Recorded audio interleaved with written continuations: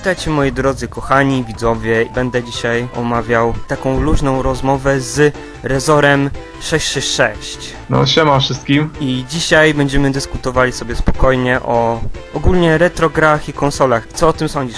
Myślę, że to ciekawa koncepcja, jako że obaj jesteśmy fanami retro konsol. Oczywiście. Może wywiąże się z tego jakaś ciekawa rozmowa. Z tego co wiem, ostatnio kupiłeś sobie Nintendo 64. Ja się z takiego faktu cieszę, bo no jakoś tanio wyszło ogólnie. Właśnie, i co cię właśnie skłoniło? Czy to, że tak tanio dorwałeś tą konsolę, czy po prostu przymierzałeś się do tego? Przymierzałem się do tego od jakiegoś czasu, bo tak nawet 2 lata temu badałem te wszystkie retro konsole tak już z teorii, jak one wyglądają, jakie miały jaki miał przebieg historii i w sumie nawet jedna z najciekawszych konsol, to mi się wydaje, że to jest Nintendo 64, bo w sumie jeszcze o historii nie będziemy gadali, ale ogólnie, że on tak w połowie on wyprzedził wszystkie konsole, przede wszystkim procesor, jeden z najlepszych procesorów w tamtym czasie, jaka mogła mieć konsola. No i drugi fakt, no, że gry, wiadomo, zawsze Nintendo dawało jakieś ciekawe gry. I daje, do dzisiaj, no bo w sumie niedługo wyjdzie premiera nowej konsoli. To też ciekawy temat, premiera Wii U, ale myślę, że zostawimy go na inną okazję. Dzisiaj skupmy się na Nintendo 64. No i nie tylko. Faktycznie procesor miała dobry, bo 64 bity, ale to też konsola kontrowersyjna, musisz się chyba zgodzić ze mną. Też skrajne emocje budziła, jeśli o to chodzi.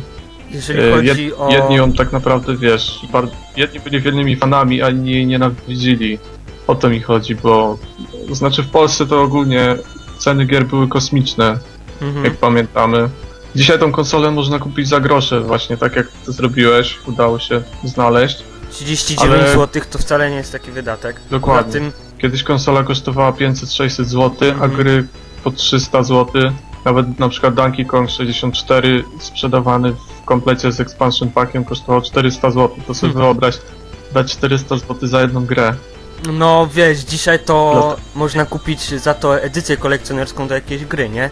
Tylko że wiesz, tutaj edycję kolekcjonerską to możesz kupić, a możesz kupić zwykłą wersję No i właśnie. kilka razy taniej. Wtedy nie miałeś wyboru, albo kupiłeś taką, albo nie miałeś gry. W opozycji do tego było PlayStation, które było jeszcze w dodatku łatwo spiracić. No to w takiej Polsce właśnie, jeszcze małe zarobki, wiesz, te sprawy, Tak. no to bardzo mało kto grał na Nintendo 64 w tamtych czasach. Wszystko później rozbiło się o realia, jak się okazało jakie są ceny, no to niestety. Tak, bo jeszcze przypomnijmy Wiesz, sobie, kogo było stać?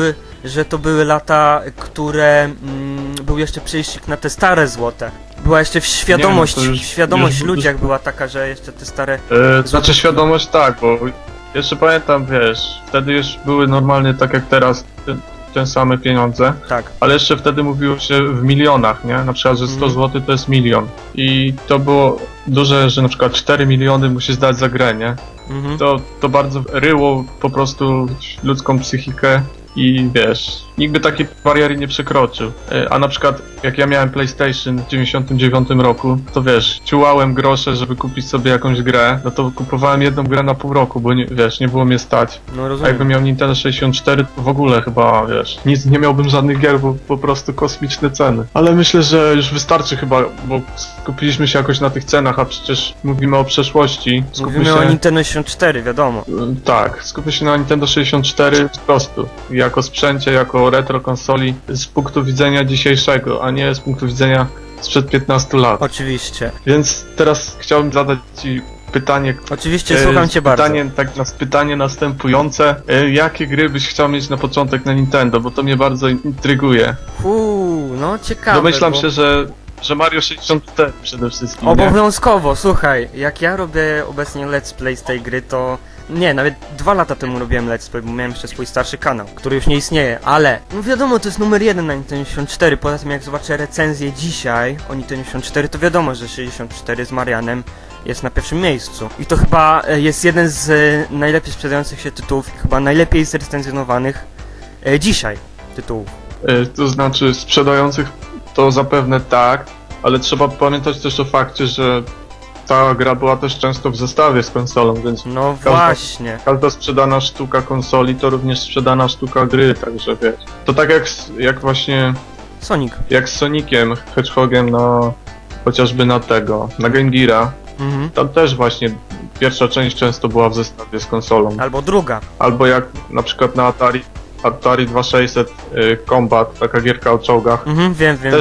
Dodali ją do Atari Classic, chyba dokładali ją do prawie każdej sztuki, także... No ale to jest taka kwestia już ekonomiczna. A skupiając się nadal na grach, to co oprócz Mario 64 by cię jeszcze ciągnęło? Jeżeli Coś z pomijając... platformówek, bo jest tam wiele świetnych tytułów, czy może coś z FPS-ów? No właśnie, coś tutaj mi tak... Ja już od początku mojej takiej... nazwę to w cudzysłowie kariery konsolowej, tak już odkrywałem gry na Nintendo 64, bo chciałem zobaczyć. W sumie wcześniej też odkrywałem Nintendo 64, ale poprzez emulator. Nie wiem. Jeżeli by się udało, to ja bym zgarnął Duma 64, ale to też nie jest właśnie tytuł taki łatwy do zdobycia, bo w sumie dostępność na Allegro praktycznie znikoma. Tak, zgadza się. A tak zresztą, to nie wiem, prócz Marianów to jeszcze nie do końca jeszcze wiem, jakie gry będę chciał, ale będę szukał. Ja ze swojej strony bym ci gorąco polecał GoldenEye 007. Właśnie myślałem Jeden o tym z tytule. najsłynniejszych FPS-ów. Słyszałem, tak. Jeden może, nie, może Jest to- jeden z najbardziej takich udanych. Tak, jeden z najbardziej kultowych i przełomowych na Nintendo 64. No wiadomo, analogowe przyciski. Tak, no. Tutaj dochodzimy chyba do kwestii pada. Cóż, nie lubię pada od Nintendo 64. No jest zbyt Zajechałem skomplikowany. w swoim życiu. To też, bo on ma po prostu ma trzy części, za które się chwyta, a człowiek ma tylko dwie ręce, więc No to chyba się nie pomnożymy. nie bardzo można go ogarnąć w niektórych grach. No bo wiesz, no bo trzeba Tak. ręce przekładać na I- środkowy czasami, albo na ten lewy. Tak, chociaż w wielu grach lewa część jest w ogóle nieużywana, także cała konsola ogólnie jest tak skonstruowana, że gry są wszystkie robione pod gałkę. Na przykład mam grę, jakoś tam w miarę chodzi, a jak sterujesz D-padem, to on ci tak pływa, tak wiesz. Tak takie masz wrażenie, jakby to pod gałkę było zrobione, wiesz. Rozumiem. Nie ma tego czucia w krzyżaku. I taka sprawa. Poza tym gałka jest też niewygodna, bo to jest, wiesz, jedna z bardziej pionierskich konsol, która miała gałkę. Oczywiście. Wtedy wiadomo, nie było jeszcze DualShocków, tych spraw. Prawie. Właśnie w 96 Znaczy roku. PlayStation była. Tak, już na odpowiedź właśnie. I na Segi odpowiedź. Na Sega Saturna, Sega 3D Control Pad. Też odpowiedź. Więc już się zaczęło. No i jeszcze Neo Geo miało gałkę Mhm. wcześniej. W każdym razie gałka w Nintendo 64 jest kiepska moim zdaniem. No i przede wszystkim jest bardzo taka, wiesz, wyrabia się po latach, bo tak jak masz na przykład DualShocka, to ta gałka ci będzie chodzić tak cały czas tak samo, nie? A na przykład Nintendo 64 to ona ci się tak rozjeździ, że będzie sama ci latała na boki. Ja już zajeździłem 3 pady, w ogóle bo Nintendo 64 mam od 2001, to od tamtej pory zajeździłem na śmierć 3 pady. O kurczę. I w tej chwili mam 2 sprawne pady, z czego jeden już też się wyrabia, a jeden jest jeszcze nowy, w ogóle wiesz, praktycznie nigdy nie używany. Ja się boję po prostu, że jak kiedyś ten przedostatni mi się zjedzie, to co ja wtedy zrobię, już mi zostanie tylko jeden. No, ale to ja ci życzę powodzenia w szukaniu dobrego pada, bo naprawdę trzeba się Nagimnastykować. wiesz, być ostrożnym, bo na Allegro ktoś ci napisze, że sprzedam pada sprawny, ty go kupisz, a wiesz, gałka będzie wyrobiona. Tylko właśnie ja I to zauważyłem... naprawdę potrafi ci zepsuć przyjemność z rozgrywki. Ja jeszcze nie badałem tak tej konsoli, bo to No. będzie kolejna konsola, której jeszcze na oczy nie widziałem, poważnie. Nigdy nie widziałem Nintendo 64 na własne oczy. Ale są też takie pady, gdzie mają gałkę od GameCube'a. Po prostu są przerobione bardziej. To jakieś customy. Na pewno są lepsze, gałka od GameCube jest lepsza. No oczywiście, wiadomo. No ale to już wiesz. I cóż więcej możesz nam powiedzieć jeszcze o tej konsoli? Nie wiem, może jeszcze o kwestii, nie wiem, na przykład graficznej, czy porównanie do pozostałych przeciwników, czy nawet i nie wiem, O właśnie. tak z kwestii Tak, już dokładnie. To sprzętowej, jest już tak to trochę jest dobry- mocniej wgłębiamy dobry się w ten motyw. sprzęt. No właśnie. Właśnie, kwestia graficzna. To wiadomo. Konsola 64-bitowa, czyli przewyższała graficznie PlayStation oraz Saturna. Z czego, co również było charakterystyczne dla tej konsoli, to rozmyte tekstury. To już wiesz zapewne, bo widziałeś nawet na emulatorach. Tak. że tam pikselozy tak naprawdę nie było. Nie ma, tylko jest rozmyte właśnie, bo... Właśnie. No. Wszystko jest rozmyte, ale przez to właśnie jest mało detali. I to się właśnie ta konsola nadaje najbardziej do właśnie platformówek, które się takich nie tracą zbyt wiele w takich rozmytych teksturach, natomiast jakieś bardziej szczegółowe gry to już by się trochę gorzej prezentowały. Bo w sumie ja tak Ale zauważyłem... wiesz, jeszcze jest do Nintendo 64... Ja tak No jeszcze zauważyłem, że w niektórych grach te modele postaci są, no nie wiem jak to nazwę, nie są może miniaturowe, ale są małe dosyć. Na przykład w The Legend of Zelda Ocarina of Time też widziałem arty i też postacie były trochę takie, no przesadnie małe. Znaczy ale mówisz tutaj o postaci Linka, czy o jakichś innych postaciach? Raczej o Linku. Bo jeszcze są inne postacie, które są też małe. To znaczy wiesz, Ocarina of Time to akurat jak zaczynasz grę, to Link jest dzieckiem, jest mały, No tak. ale w pewnym momencie on dorasta i później postać się robi duża. Także to jest mały szczegół. Ale Mario też jest przecież niewysoki w Mario 64. No i właśnie opierałem się właśnie na 64 Nie wiem, czy z Mariana. To jest taka specyficzna konsola. Ale zauważ, że jest tam wiele naprawdę dobrych hitów. Wiem właśnie, tak zauważyłem, że kurczę, tyle takich kurde, ale głównie z Nintendo.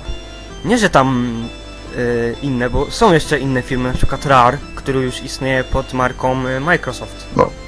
Rare też robi właśnie świetne gry, czyli GoldenEye zrobił Perfect Dark, Donkey Konga i naprawdę całe mnóstwo świetnych gier. Albo ogólnie ten na Wiewióraz... Nintendo 64 tytuł od Rare to można było Conquer, Bad Fur Day.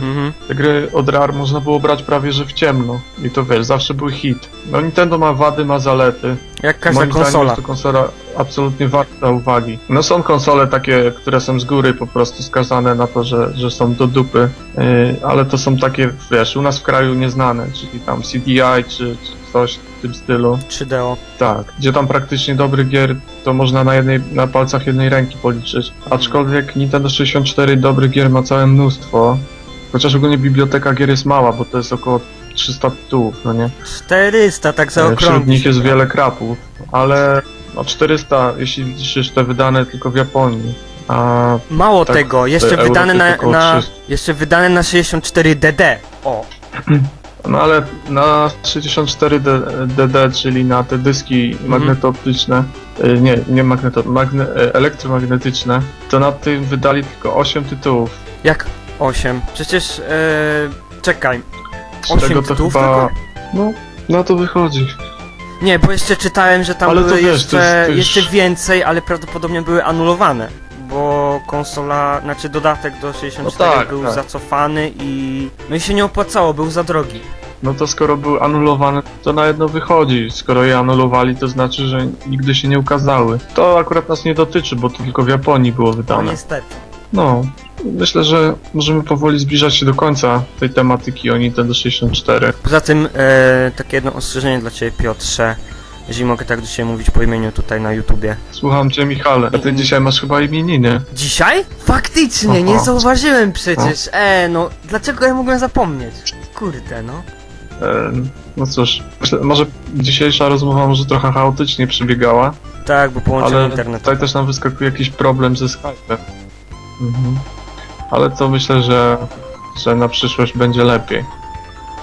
Także ja Wam dziękuję za uwagę i myślę, że zobaczymy się jeszcze w jakimś kolejnym odcinku. Może nazwiemy to sezonami i w tych sezonach będzie to odcinek.